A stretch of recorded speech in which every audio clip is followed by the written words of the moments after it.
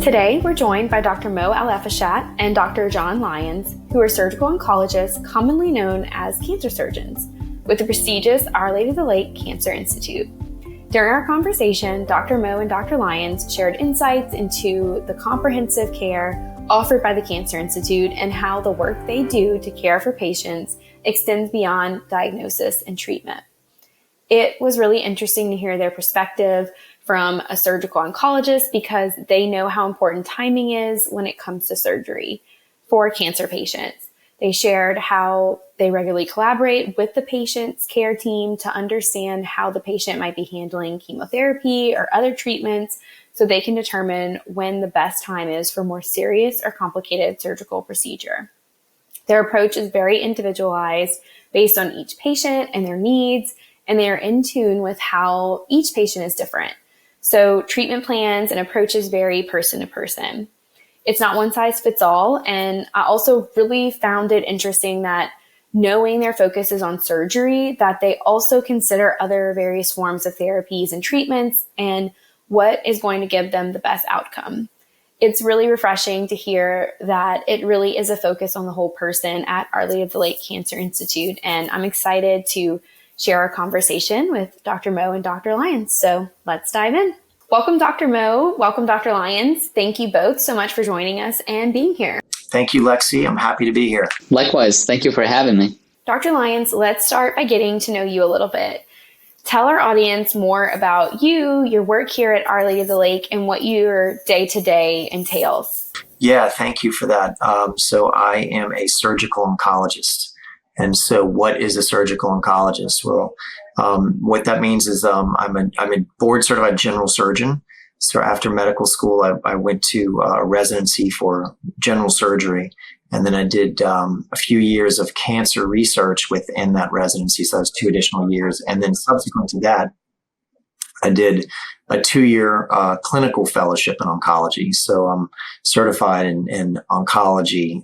So basically within the oncology continuum, my role is to try to help patients surgically when it's appropriate for surgery and they need an operation, then that's where I come in. And then we help coordinate that operative strategy with the other participants of the oncology team, such as a medical oncologist who would be giving them chemotherapy, sometimes a radiation oncologist, and then there are other providers that also participate, palliative care, sometimes geneticists, sometimes dietitians, sometimes clinical trial participants. So those are all people who work and help patients within the oncology space. So that's sort of how I fit in. Well, and Dr. Mo, will you share a little bit about yourself and your role here at Our Lady of the Lake? Yeah, so I am a surgical oncologist, meaning a cancer surgeon, and a hepatopancreatic biliary surgeon, meaning I specialize in the surgery of the liver, pancreas, and the bile duct. I've been working here at Our Lady of the Lake for 2.5 years, and I loved every day of it.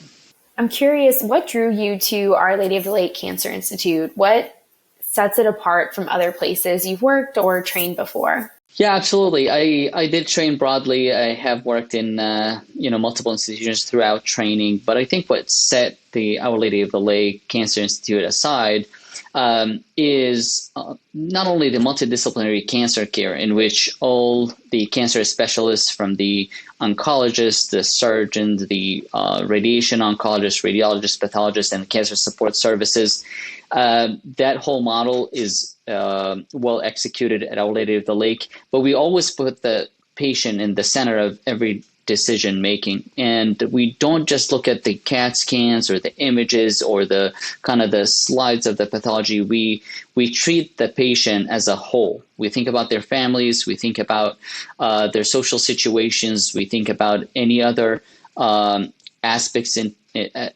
their life that might affect the decision of cancer care, because there's no one size fits all, and there's no book that we go to and kind of find the answer for each patient. It is individualized based on not only on the disease of the patient, but also on them as a whole. That's great. What I'm hearing is that every patient that comes through our doors has this individualized approach that's applied to them and their specific case. I can only imagine how that really helps to have positive outcomes for the patients in need. Absolutely, because what works for one patient may not be the best strategy or treatment plan for another, because cancer care is very complex and it has to be tailored to each individual based on multiple both clinical and social factors. Dr. Lyons, you mentioned surgical oncology. From your perspective, what is the benefit for a patient to see a surgical oncologist versus a general surgeon? It's a good question. We look at the entire cancer continuum. I think that we really focus So the question was, what is the difference, I think, or what is the value add from seeing a surgical oncologist versus a general surgeon? What we do is we focus exclusively on cancer.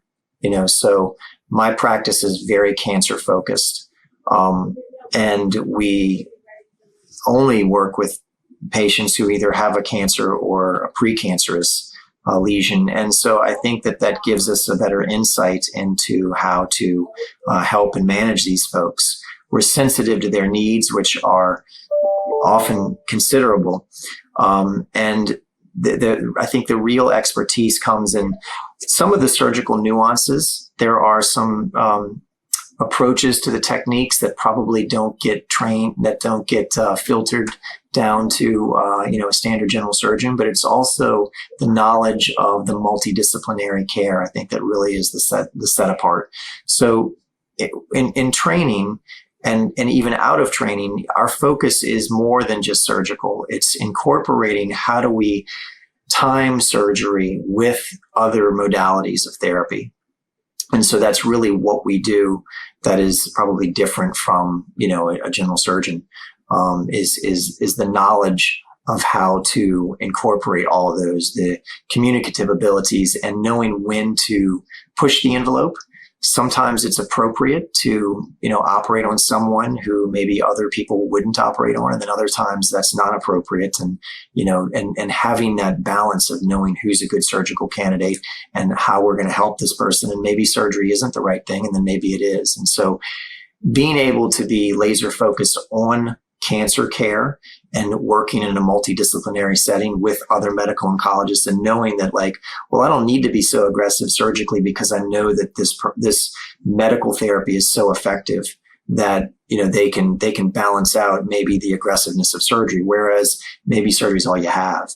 And so we really need to be very surgically aggressive in this individual because we don't have any other good modalities, or maybe they've exhausted all their other modalities. So there's a lot of nuance in there.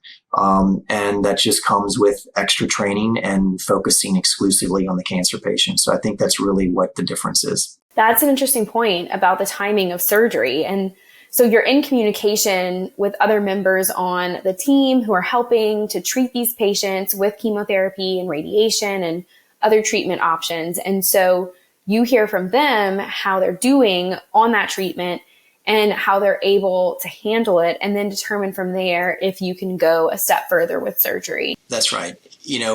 Really a long time ago, it was very common to operate first and then to add some sort of adjunctive therapy, whether it's chemotherapy or radiation after surgery. But surgery was always considered to be the most important therapy and went first. And we've really, in a lot of diseases, moved away from that paradigm. And now we're doing a lot more medical therapy, chemotherapy or immune therapy or hormone-related therapy up front. And there are lots of theoretical and real benefits from that in some cases. And then doing the surgery after the medical therapy. Or sometimes we sandwich it and do medical therapy and then surgery and then more medical therapy. But the knowledge of that and working with the team and understanding the benefit of each, I think, is important. And I think that's the value of having, again, a surgical oncologist is what we can bring to the table. That's great. Well, Dr. Lyons, let's segue into how that fits into Our Lady of the Lake Cancer Institute and your work there. Tell me about the Institute itself, its history, what sets it apart from other places or other places you might have worked or trained at as well. Yeah, I think that what separates Our Lady of the Lake Cancer Center from other centers is really the mission focus, the focus on the mission and the focus on the cancer patient, I think, is really a top priority. That is really, it is not just lip service. It really exists, and it is from administration down, from the administrators all the way to the medical leadership, and it's all part of it. And I think that is illustrated not only with how the providers approach patients, but it's also the willingness of all the parties to come together in a multidisciplinary fashion. In order to get 7 doctors and 7 administrators in a room to talk about patients, it's a big lift. People have to take a lot of time out of their schedule. And this is not compensated time necessarily, but it's time that we all feel is valuable. That doesn't happen in other centers per se, or if it does, it's very difficult, and it might happen once in a blue moon. But that's a regular occurrence in this institution, and that's because of the focus that everyone has on the mission to help patients and to improve cancer care for these individuals. I think that we have a real opportunity in South Louisiana because we do have such disparate outcomes. We've got an impoverished population. We've got transportation issues. We have insurance issues, and our cancer center is able to overcome a lot of those issues because we've got real depth in the provider pool and in the administrative and the support service pool. I mean, again, that's what sets us apart. You have really, really strong surgical oncology, okay? We do a really good job with HPB, upper GI, skin and soft tissue malignancies. You have really strong colorectal. We have really strong head and neck. We have really strong thoracic. Those are really where we're really, really good. We're good at other things too, but I would say those are really where we're exceptionally deep and doing things as good as anybody else in the country. Medical oncology is very strong, but I think our support services, I mean, everything from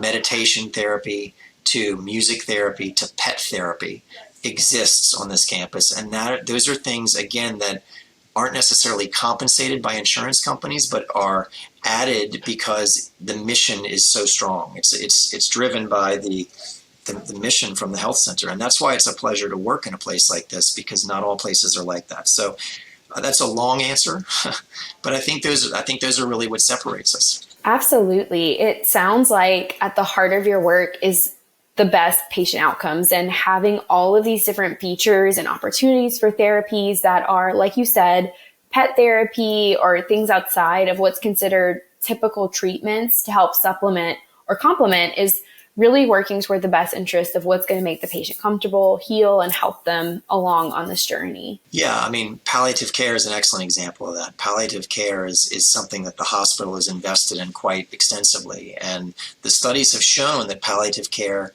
helps keep patients at a better peace of mind during their cancer journey. And especially when it gets closer to end of life sort of scenarios, but not even that. I mean, they're just excellent at managing symptoms throughout their journey, but they keep them out of the ER. They reduce hospital admissions. Nobody wants hospital admissions. Patients don't want to come into the hospital. The hospital doesn't want people who can be managed outpatient to come inpatient.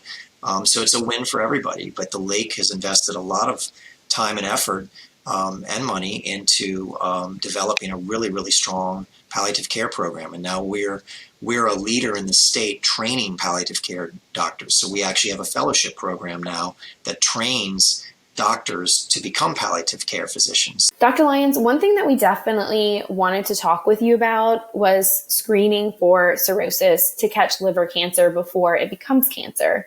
We learned that you're able to help patients avoid complex surgeries and even remove pancreatic cysts robotically with nearly no downtime.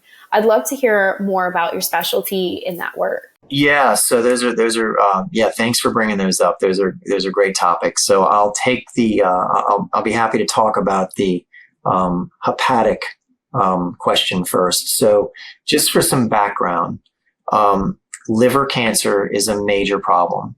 Okay. We have a rising incidence of hepatitis C in the nation and in Louisiana. We have made big efforts to curb that, but that is still a problem, and it's not going to stop being a problem for many years. I mean, it takes many, many years for that to be realized. So it will be realized. But the other major cause of cirrhosis is not hepatitis C, but it's obesity. And that is not a problem that's going away anytime soon. So as hepatitis C being the cause of cirrhosis is diminishing, we're going to see obesity taking over. And so for context, Louisiana ranks number 2 in the country in mortality from liver cancer. So we're seeing an increased number of liver cancer cases. That has been a trend that the nation has seen for 30 years now. The incidence of liver cancer has quadrupled in 30 years. It has slowed a little bit in the nation, but it has not slowed down in Louisiana to date. And we're number 2 in mortality. So that is one of the reasons I'm so passionate about it, because we got a major problem here. It's increasing and our mortality is pretty bad. Part of the reason the mortality is pretty bad is because not always, many times it's diagnosed at very late stages when our options for treatment are limited.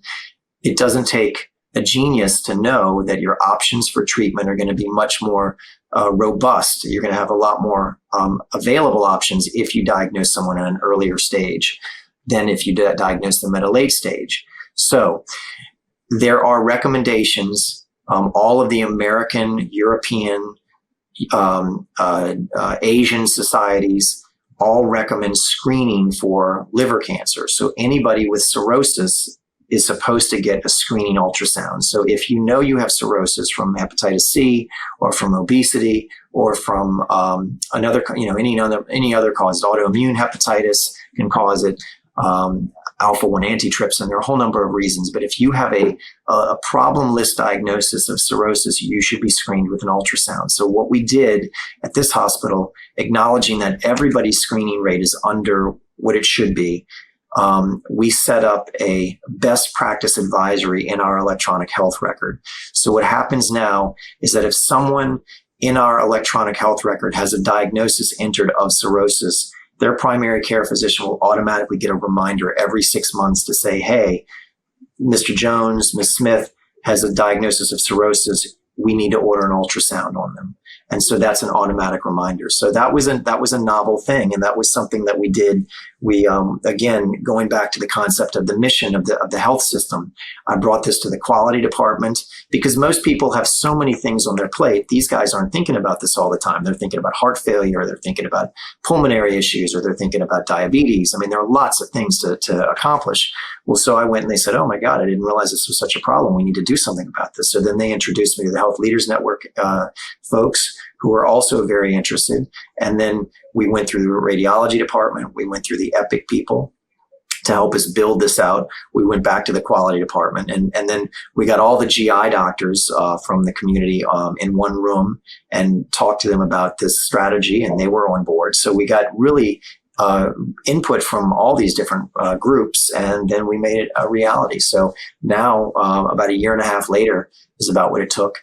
We have a system called the Best Practice Advisory in our EPIC EMR, where if someone has a problemless diagnosis of cirrhosis, their primary care physician or their GI doctor or their medical oncologist, if they have one, has a reminder to order a screening ultrasound for them, which I would argue is a heck of a lot easier than a screening mammogram or a screening pap smear, and a heck of a lot less invasive than a screening colonoscopy to get an ultrasound every 6 months. So that's where we are with that. So that was a big win.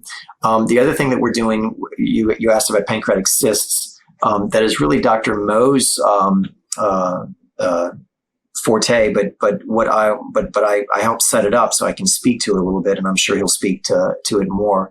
But what we did is we hired a company that has an AI model that has a language model that is able to screen the reports of diagnostic imaging.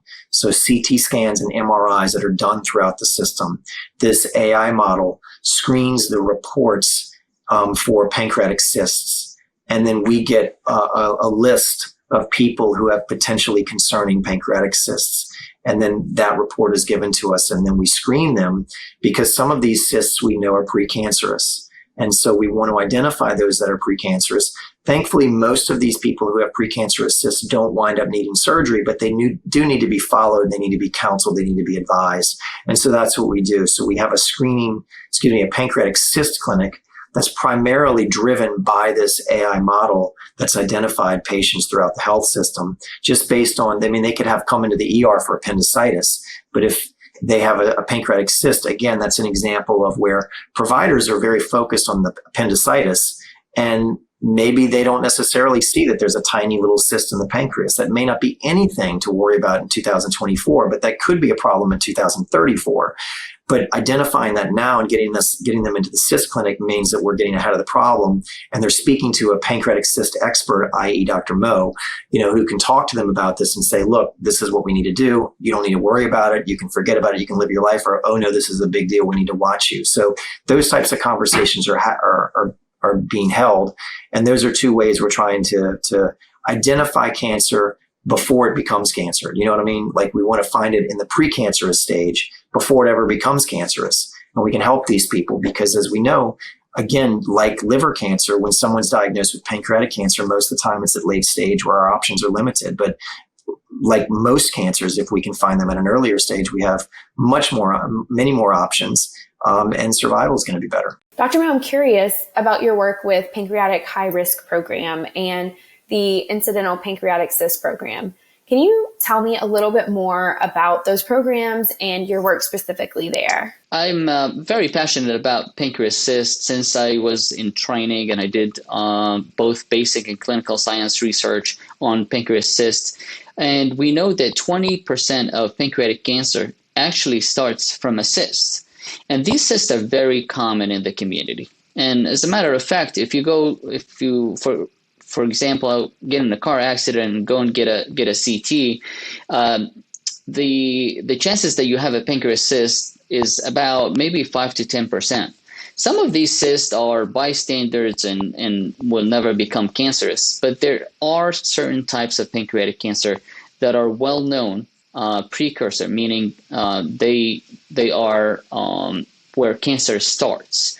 And when I started, my job here at Our Lady of the Lake, I realized that there is an opportunity to start a screening program in which all these incidental cysts that are found on CAT scans that were done for something else, for example, for a kidney stone or for some other reasons, some of them go unnoticed, and there's not a provider who's in charge of following these cysts. So this is an opportunity to, number one, make sure that these cysts are being looked at regularly, and then number two, making sure that they are not showing signs of turning into cancer. And if and when they do, then we would proceed with further investigation or an surgical intervention so that we can prevent them from progressing into cancer. So we intervene before they become pancreatic cancer. So that's interesting to hear, because we've had guests previously that work in lung cancer space talking about the lung nodule program and how they're using a scan of somewhere else and they're looking for something else, and doctors in the room during the conference noticed the nodule and were able to treat the patient for that and actually treat them earlier for cancer in an earlier stage. And it sounds like what you're describing is a very similar concept. And like you said, doctors in the room might not be focused on that particular aspect, but you're able to come in and spot the cyst and help that patient out. Correct. So it is the same software. It's called Aeon software, and it's based on computational linguistics. So the issue is that sometimes the impression of the read is focused basically on the reason why the scan was done. For example, a patient comes in, for trauma, it will say no fracture, no, but it will mention in the body of the report that there's a pancreas cyst. But unless you're looking for it, you will not be basically capturing that pancreas cyst and getting it kind of in the work queue for follow-up with a provider. So this program helps us capture all of these incidental cysts that are otherwise not being followed, and we plug them into our pancreas cyst clinic, where we have a surveillance program, which depends on the size of the cyst and how it looks. So we decide on whether we're going to watch it every 6 months or every 12 months. And then based on how it looks, 12 months from now, then we decide whether we space it out, or do we need further investigation, or do we even need to go to the OR because this cyst looks so suspicious and we don't want it to progress into cancer? Very interesting. If we can brag on you for a second, Dr. Mo, I mean, we've heard that you're pretty well known in our region for some pretty complicated procedures, such as the HIPEC procedure and Applebee procedure. And I'm curious if you could share a little bit about your work in that area and bringing it to people in this community who might not have otherwise had that option available to them and had to travel elsewhere for that kind of treatment. Yeah, I think I have a very interesting practice because I am a minimally invasive surgeon who sometimes is the maximally invasive surgeon. So, for example, today I did a robotic Whipple, which is, the complex pancreas surgery. I do these regularly with the robot, but also I do the HIPEC surgery. The HIPEC surgery is done for peritoneal surface malignancies, meaning cancers that had spread to the lining of the abdomen. And for these patients, usually chemotherapy is not an effective treatment modality. So what we do is that we open the abdomen and basically strip the lining of the abdomen and remove all of the cancer spread that can be seen with the naked eyes. And then after that, we put hot chemotherapy in which it is in direct contact with these surfaces and where the cancer used to be to kill any leftover cancer cells. And this surgery is, maximally invasive. It's an open surgery, big surgery, but it's the only hope for certain cancers, especially appendix cancer that has spread, mesothelioma, which we know that there's a lot of environmental factor in that happening. There are certain cases of colon cancer, ovarian cancer when it's recurrent or advanced, and some selected cases of gastric cancer. But it's definitely a surgery that has brought hope to patients who are otherwise labeled as stage 4 or have what we call carcinomatosis, meaning that there's cancer spread all over the abdomen. That's an interesting point, too, that you made there, because I guess for a lot of cancer patients, when it comes to chemotherapy, they're taking it either through an infusion or through pill form or some other method that sort of absorbs it into the body. And as you're saying, this is part of an open surgery procedure, and you're applying the chemotherapy directly onto those spots. Correct. So we have a special perfusion machine that heats the chemotherapy to about 110 Fahrenheit, and it sits in the belly for about an hour and a half. And we use different regimens depending on the cancer type, but the goal is that you have that direct absorption or contact with the cancer cells. That's fascinating and really incredible. I'm sure that offers a nice option for those who maybe wouldn't have had any other options left in their treatment. Yeah, absolutely. So for this surgery, sometimes we do it for what we call mucinous tumors of the appendix, in which there's no other treatment. Cancer, the tumor cells, we call them tumor cells because they're not, the known or the traditional cancer, and it is considered the standard of care. The patient does not have any other option because chemotherapy would not work because these are tumor cells, not cancer cells, and they secrete something that looks like, jello. It's a mucin material in the belly. So for these tumors, it is considered the standard of care, and it's very, very effective. For the stage 4 cancers, for example, of the appendix or the colon, the efficacy, it's not as high as it is with the tumors of the appendix, because we're dealing with a cancer, not just a tumor. But it remains the only hope for certain patients who have stage 4 cancer that has spread to the lining of the abdomen. But selection of the patient is key. Not every patient is a candidate, and we only do the surgery based on a very strict criteria, and when we know that it makes sense to be aggressive locally, and it's a combination of giving the patient sometimes systemic chemotherapy as well as doing the surgery to make sure that we have control on both fronts. I think that goes back to what you were talking about earlier, and just, again, that individualized plan for each patient's needs and where it works best for them. Yep, absolutely. 100%. And you asked about the Applebee procedure. So the Applebee procedure is for locally advanced, meaning cancers that has vein, growing and wrapping around major blood vessels in the abdomen. So it's one of these, aggressive surgeries in which you basically resect the artery and sometimes reconstruct it. And it's part of our portfolio of management of locally advanced tumors, in which we, cut the vein or cut the artery and then put it back together. And we can do that because we have a great team at Our Lady of the Lake, in which, we have great surgical partners. We have great, from preoperative services, intraoperative anesthesia, ICU care, and the entire team. These surgeries would not be possible without the effort of the entire team. There's definitely no doubt about that. You have a good team behind you here. Well, Dr. Lyons, I'm curious to look ahead a bit. How do you feel about the future of cancer surgery evolving, and what role do you think we will play in that evolution? Is there anything on the horizon that's particularly exciting in that space from your perspective? There's tons. Yeah. I mean, I think that's a wide open question. And I think that what we're going to see is you're going to see medical therapy continue to improve.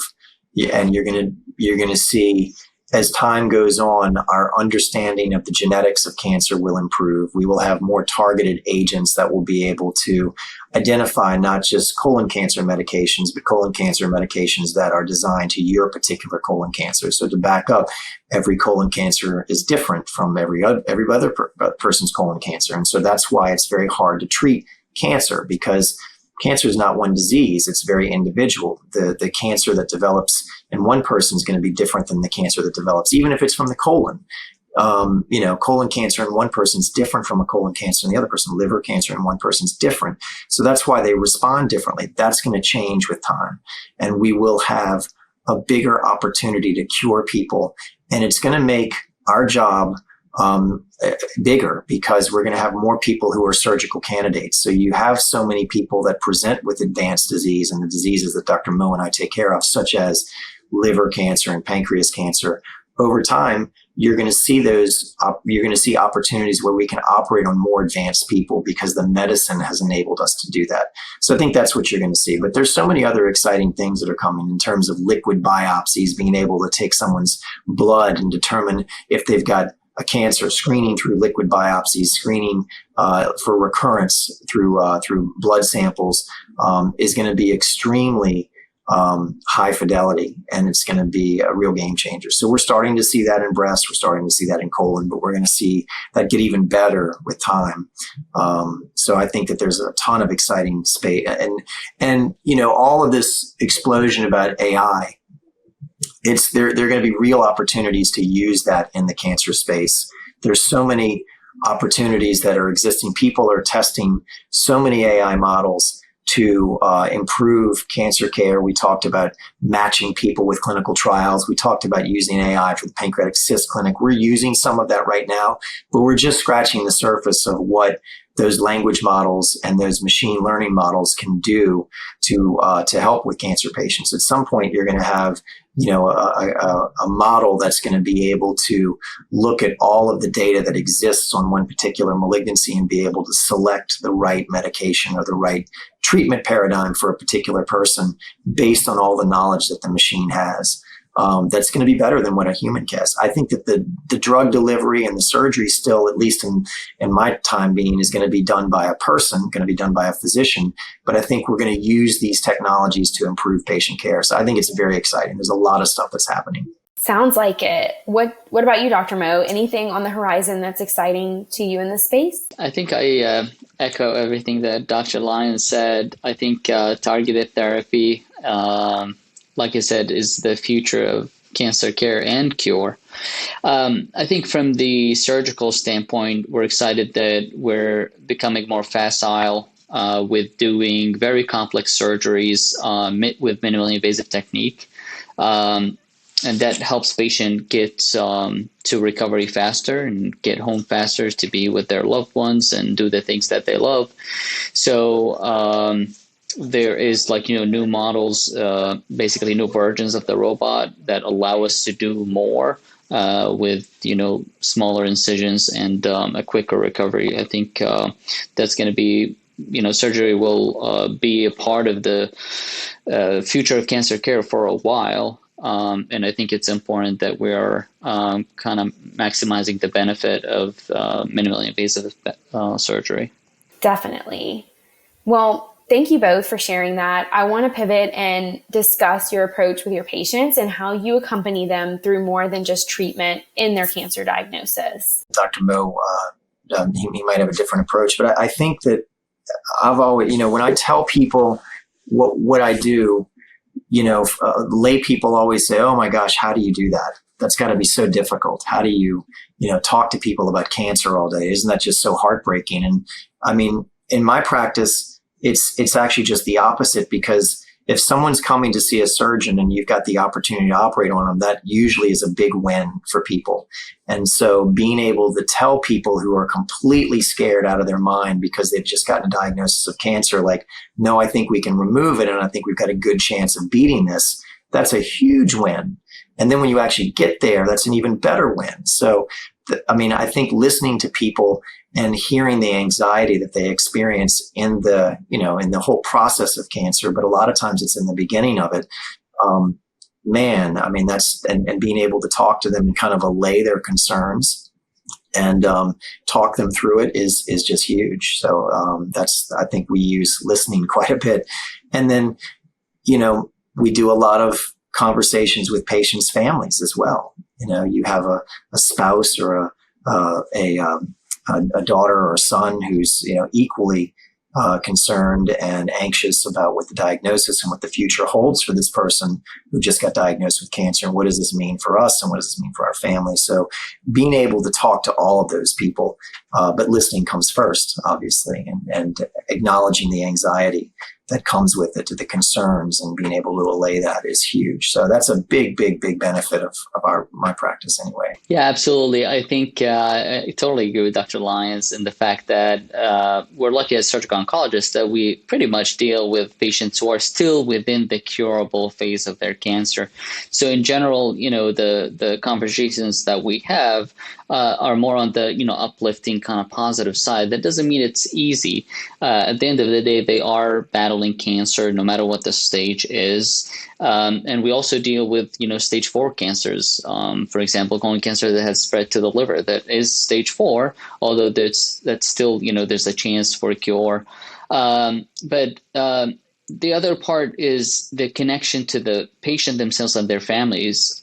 They really become part of your family. These are patients who you see multiple times before the surgery, and then you do, sometimes 7-8 hour surgery, and they stay in the hospital for sometimes a week.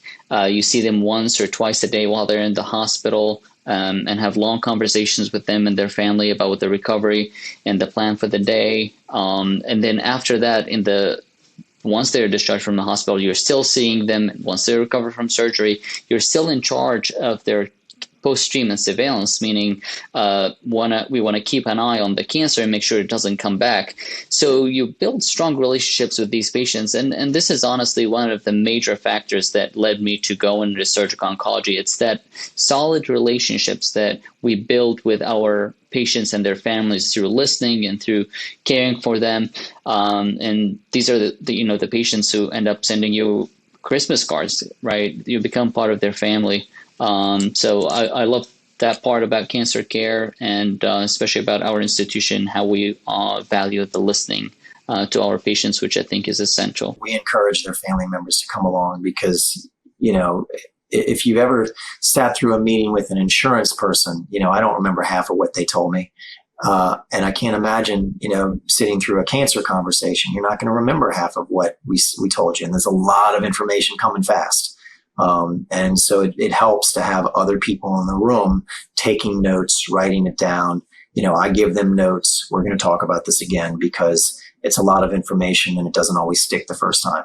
And that's understandable. Before we go, Dr. Mo, is there anything that you want to make sure our audience knows, or that one thing that they should take away from our conversation today about Our Lady of the Lake Cancer Institute, or just health in general? Yeah, I think screening is the thing we are lacking here in the state in general, whether if it's screening for liver cancer, which we know Dr. Lyons is a champion in hepatocellular cancer screening or liver cancer screening for cirrhotics. I think he has made an impact on that front. I encourage patients, to continue to do the regular screenings that we all kind of hear about, from the mammogram to the colonoscopy, pap smears, CT scan for lung cancer for those who smoke. And then for pancreas cancer, there are patients who are considered high risk. If you have a family history of pancreas cancer, then you should call your primary care physician or, call us directly so that we can decide whether you're at higher risk of pancreatic cancer yourself. And we perform genetic testing to also further characterize your kind of risk for pancreatic cancer. And then if you do have that, then we kind of plug you in our high-risk pancreas cancer screening. And the pancreas cyst also falls into that category. It's some form of screening because we're keeping an eye on a cyst that has the potential to become to cancer. So I think, prevention is key with cancer care. So I want to, double down and kind of encourage our audience to stay up to date. Thank you both for joining us. It's been a great conversation and really great to learn from you and just hear more about what you do every day and your passions and your expertise in the space. Absolutely. It was a pleasure chatting with you guys, and I appreciate the opportunity. Thank you, Lexi. It's been a pleasure. Well, thank you again for joining us, Dr. Mo and Dr. Lyons. We learned so much on this episode, and we're so grateful for your time. And thanks to our audience for tuning in. If you know someone who could benefit from this conversation, we hope that you consider sharing it. And we'll have everything our guests mentioned and other helpful resources linked below. Thanks for listening.